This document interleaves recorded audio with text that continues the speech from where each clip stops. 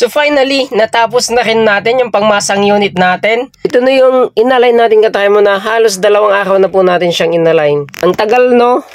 Opo, ganyan po talaga pag scooter. Kasi po sa scooter pa lang talaga po, bago po kayo magkabit ng mga lalagyan ay talaga naman ang dami pang babaklasin mga fairing. So, kaya naman po talaga na kapag sa scooter po tayo nag-align, talaga naman pong sinusulit na natin yung pagkakataon, yung oras po na ginugugol natin dyan ay sinusulit po talaga natin na nilalagay po natin yung the best natin yan sa pagkakabit ng mga bakal na ilalagay sa may dugtungan, sa may sidecar. Kung hindi natin ayusin yung pagkakalagay natin, alam naman po natin na marami siyang takip-takip. Just in case naman po na yung may-ari na po yung gumagamit niya na nagkaberya po siya sa loob, ay mahihirapan na po sila sapagkat ang dami naman pong tatanggalin bago pa nila ma-full weld ulit yung mga nilagay natin kung sakali mang sumablay. Kaya nga po talagang tayo po ay talagang inaayos natin yung pagkakalagay at namimili po tayo ng mga bakal na makakapal. So ito pong mga pairings na to ay tinatanggal po natin lahat yan. So ibig sabihin kapag po nagkaberya sa may loob, bago pa nila maayos, ay kailangan po nilang magtanggal ng isa dyan sa mga pairings.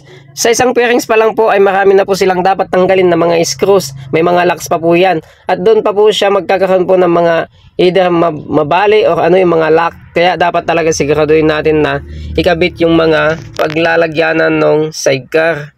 Ito po yung connection sa may harapan. So yan po. Tubo po yan na dinoble natin na may tornilyo sa may ibabaw. So ibig sabihin po yan, dyan po nakatornilyo yung galing sa may sidecar. So isang butas lang po yan pagdating sa may pairings. Pinulweld po natin talaga yan. At dito naman po sa may parting likod, yan po, angle bar naman pong ginamit natin dyan na makapal. So yan po kung nakikita nyo po talaga na dinoble-doble po natin yan para lang matibay. At saka pinulweld po natin talaga yan sa may body ng scooter. Ito po ang isang magandang parte na dapat nyo pong malaman kung paano natin siya kinabit. Ito po yung extra shock na tinatawag natin. So itong shock na po na ito ay bago po natin siya kinabit dyan ay meron pa po tayong ginawa dyan. Ito po siya dati bago pa natin siya kabit. So mahaba pa siya. So dito sa tinutuko natin dyan ay kailangan natin siyang putulin para lang naman talaga may tapat natin dyan sa may dati niyang shock na nakalagay para magkatapat sila. Ayan, kung nakikita nyo po yan, ganyan. Ang naging problema kasi natin dyan ay mahaba siya, hindi tutugma dun sa yung ilalagay nating holder, hindi siya magtutugma. So dapat tayong magputol talaga dyan. Huwag din po kayo mag-alala na baka mapektuhan yung tibay ng shock sapagkat yan po ay napatunayan na po natin na maraming beses. Nagawa na po natin ng ilang beses yan at ngayon lang po natin yan pinapakita. Ang tawag po natin dyan ay the shortening of extra shock. Pwede rin po nating tawaging Dytrimo technology. Ang galing! Ang galing! Gago! Sinasabay po talaga natin yan pag naglagay tayo ng mga pag-alignan. Sinasabay po natin yung extra shock para naman pag kinabit na natin siya sa may sidecar, hindi na po nagbabago yung tayo. Nakasama na pong nagpupersa yung extra shock. At kapag po nalagay na po natin lahat ng connection, yung alignment po niya, ay babaklasin na rin po natin yung motor para naman po free po tayong mag full weld. Kasi nga po baka naman po matalsikan pa itong motor ay baka madisgrasya pa natin. At saka po mas mabilis po natin mapu-full weld dyan pag wala pong sagabal. Pwede po natin iangat-angat yung sidecar para naman po ma-welding din po natin yung ilalim. At kahit po sa paglilinis din sa pagsasandar po ng mga pinag-weldingan dyan ay mas maganda pa rin po talaga na nakabaklas style. Malilinis po natin kahit sa kasulok-sulukan. Pinufull weld po talaga natin ng maayos yan dahil nagbibigay din po tayo ng warranty sa may alignment. Alam naman po natin talaga na hindi naman tayo perfecto, so nagbibigay talaga po tayo. Pati po yung pagbabalik po ng mga pairings, sinisigurado po natin yan na may babalik lahat. Yung pong mga screws, minsan po kasi may mga sumusobra. Inaalam po natin yan kung saan dapat yan nakalagay. Kaya nga po yung mga screws natin ay nakasipa separate. At kapag po naikabit na po natin lahat ay lalabas na po natin. At kapag po naikabit natin bago po natin ibigay dun sa may-ari ay tinitesting po natin yan. Pero kahit po na-testing na po natin ay syempre nagbibigay rin po talaga tayo ng warranty. Kasi may mga nagbabago po siya pero bihira naman po talagang mangyari yon. So yun, so finally natapos na rin po. Ito kukunin na nila ate, so si Ate Grace. Siya po yung nagdala kahapon ng maagang-maga itong single. So kayo po madam? SL po. Kayo po ang asawa ni Sir Aljan. Asawa po ni Sir Aljan, yun po yung may-ari ng unit. So, dito na po sila. Susundin na nila tong unit nila. So, finally, natapos na rin.